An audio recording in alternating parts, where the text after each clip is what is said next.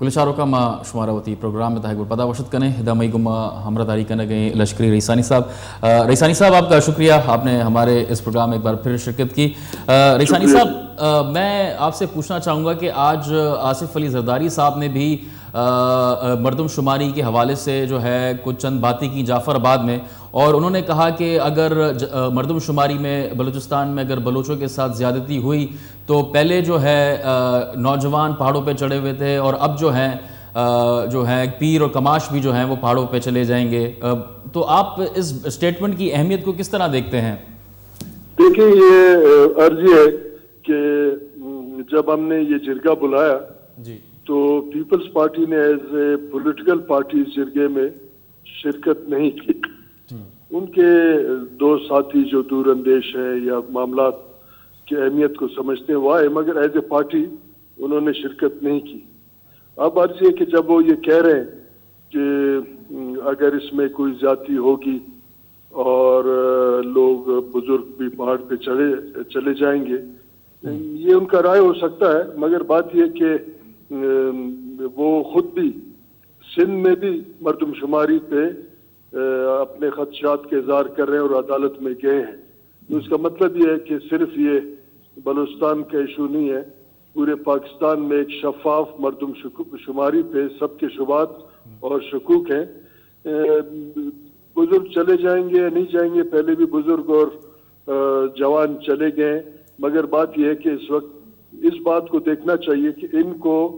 साजिश के तहत पहले और आज और आइंदा वो कौन से लोग और तबकात है जो इनको पहाड़ों पे जाने के लिए मजबूर कर रहे हैं। पाकिस्तान का वो कौन सा इदारा है जो जमहूरी असूलों पे चल रहा है और उस असूल के तहत लोग अपने मसाइल का हल उन इदारों में तलाश करते हैं। जब लोग मजबूर होते हैं, यकीनन जब सियासी अमल और जमहूरी जो है अमल से लोगों का एतमाद उठ जाता है तो वो लोग चले जाते हैं। जो लोग फेडरेशन और इस्लामाबाद और लाहौर और कराची में बैठे हैं, वो इस बात को जरा देखें कि बलोचों को कौन से वो अवामिल थे जिन्होंने मजबूर किया कि वो पहाड़ों पे चले गए। तो फिर मैं ये समझता हूँ कि इनका बात का अहमियत उस वक्त हो सकता है कि जब वो बताएं कि जमहूरी अमल को आलूदा करने और इंजीनियर करने में किसका हाथ था जिसने मजबूर किया बलोचों को पहाड़ों पे जाने के लिए। अब भी वो कौन सा इदारा है जो मरदमशुमारी कराने के लिए पूरे पाकिस्तान में सरगर्म अमल है, और अगर गलत नतीजे निकलेंगे वो कौन से इदारा जिम्मेवार होगा। बात को वाजे करके करेंगे तो फिर मैं ये समझूंगा कि उनका बात की अहमियत है, मगर सिर्फ हमदर्दी हासिल करने के लिए बात करते हैं तो वो यकीनन हम उसको मशकूक और शक की नज़र से देखेंगे। अच्छा, लश्करी रईसानी साहब, आसिफ अली जरदारी ने न सिर्फ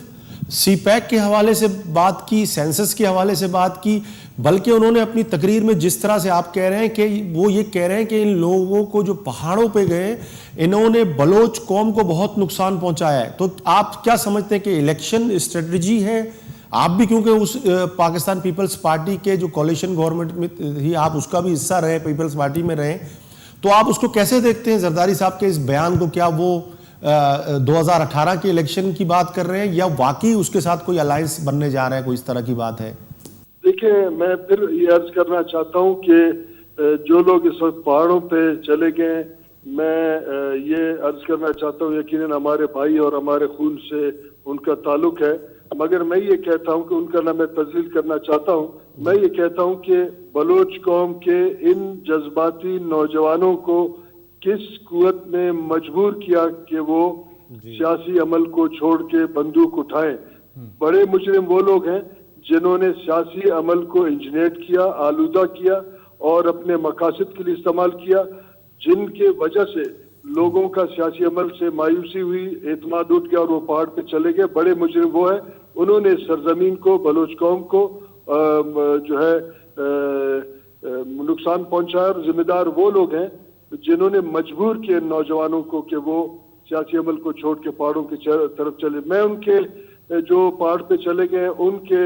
शायद नुक्ते नज़र से मैं इत्तेफाक नहीं करता हूँ। उनको सड़क पे, मैदानों पे, शहरों में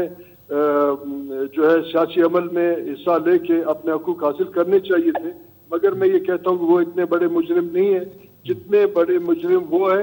جنہوں نے مجبور کیا اس تمام عمل کو آلودہ کر کے کہ لوگ پہاڑوں پہ چلے جائیں. اچھا لشکری انصاری صاحب، تھوڑی دیر پہلے ہماری شہزادہ ذوالفقار صاحب سے جو ہے بات ہو رہی تھی، اور تو انہوں نے جو ہے ایک بات کی نشاندہی کی کہ انہوں نے کہا کہ شاید ہو سکتا ہے کہ ناراض جو لوگ ہیں بلوچستان سے، جو جلا وطن ہیں، ان کو جو ہے پاکستان پیپلز پارٹی میں شاید جو ہے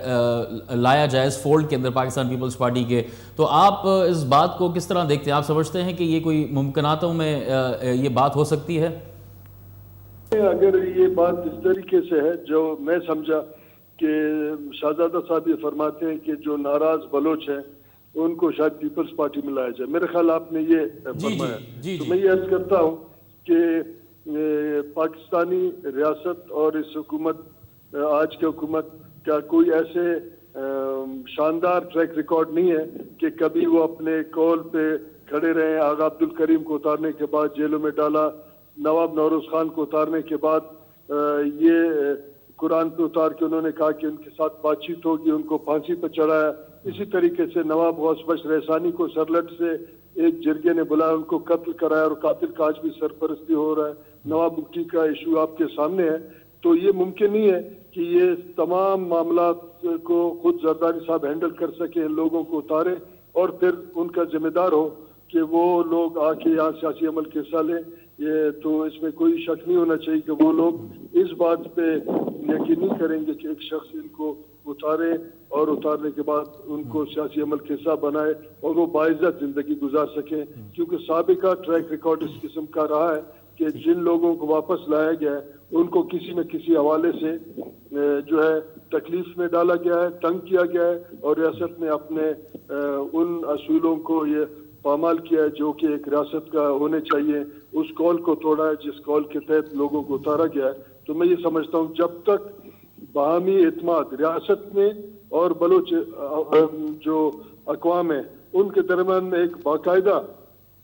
اعتماد کا فضا قائم نہیں ہوگا، لوگ یقیناً یا چلے جائیں گے یا مارے جائیں گے یا پھر کچھ لوگ ہتھیار ڈالیں گے. مگر یہ نہیں ہوگا کہ ایک جو باقاعدہ طور پہ امن کا فضا قائم ہو سکے. لیکن لشکری انصاری صاحب، کیا یہ عمل 2018 کے الیکشن کے حوالے سے بھی آپ کہہ رہے ہیں کہ یہ ساری چیزیں مطلب آپ مایوسی کا اظہار کر رہے ہیں، تو یہ کیسے ریزالو ہوگا؟ کیا الیکشن اس کا ذریعہ نہیں ہے کہ تمام پولیٹیکل فورسز جو ہم خیال ہیں، خاص کر بڑی جو پارٹیاں ہیں پی ایم ایل این ہے یا پاکستان پیپلز پارٹی، اس کے ساتھ مل کے ایک براڈر الائنس کی صورت میں آپ جائیں اور تمام چیزوں کو الیکشن کی صورت میں کریں اس کو؟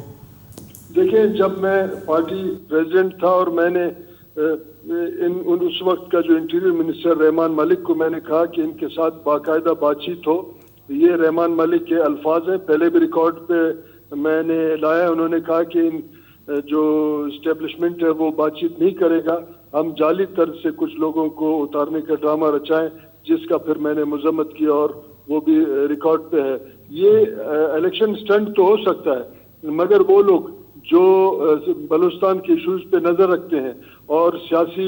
اور فکر رکھتے ہیں، قوم پرستانہ ان کا ذہنیت ہے، وہ اس بات کو اس طریقے سے نہیں لیں گے کہ لوگ سمجھیں کہ یہ تمام ایک آج کا تقریر جو استاد محمد میں ہوا اس کے تحت لوگ اترنا شروع کریں گے. یہ امپاسبل بات ہے. اچھا لشکری انصاری صاحب، آصف علی زرداری صاحب نے جو ہے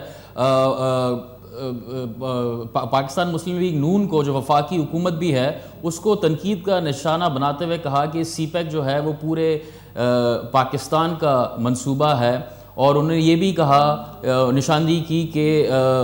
جو سی پیک جو ہے اس کو صرف جو ہے اس کی ڈیولپمنٹ پنجاب میں نظر نہ آئے. تو باحثیت آپ ایک بلوچ رہنما، آپ سمجھتے ہیں کہ سی پیک کا جو میجر ڈیولپمنٹ ہے وہ ہمیں صرف پنجاب میں ہوتے ہوئے نظر آ رہا ہے اور اس کے اثرات ہمیں بلوچستان میں ہوتے ہوئے نظر نہیں آ رہے؟ کے حوالے سے تو یہ بات سب کے سامنے بالکل کلیئر ہے کہ بلوچستان میں سی پیک کے حوالے سے کوئی ڈیولپمنٹ نہیں ہو رہا ہے فوجی آپریشن کے علاوہ. مگر زرداری صاحب جو کہ پارلیمنٹ میں ہیں اور قائد حزب اختلاف بھی ان کا پارٹی کا ہے، ان کو یہ چاہیے کہ جس پارلیمان پہ ان کا اعتماد ہے اس پارلیمان میں قائد حزب اختلاف صاحب کو کہیں کہ سی پیک پہ باقاعدہ ایک بحث ہو. وہ جو ایگریمنٹس چین کے ساتھ ہوئے ہیں صوبہ پنجاب کا، پاکستان کا اور بلوچستان کا، اس کو لوگوں کے سامنے لائیں اور بلوچستان کے حصے کا بات کریں، اور اسی طریقے سے یہ لوگوں کے سامنے رکھیں باقاعدہ سیشن میں کہ کیا ڈیولپمنٹ بلوچستان میں ہوا ہے. تو پھر میں یہ سمجھوں گا کہ یہ ایک سیاسی اسٹنٹ نہیں ہے, ایک تقریر نہیں ہے, ایک دن کا بات نہیں ہے, بلکہ بلوچستان کے ساتھ ہمدردی ہے اور وہ جینوئنلی یہ بات کرنا چاہتے ہیں. بہت بہت شکریہ لشکری ریسانی صاحب. گلوچاروں کا ادامہ زیر یک گھنڈے بریک بعد شمید وما ساڑی میں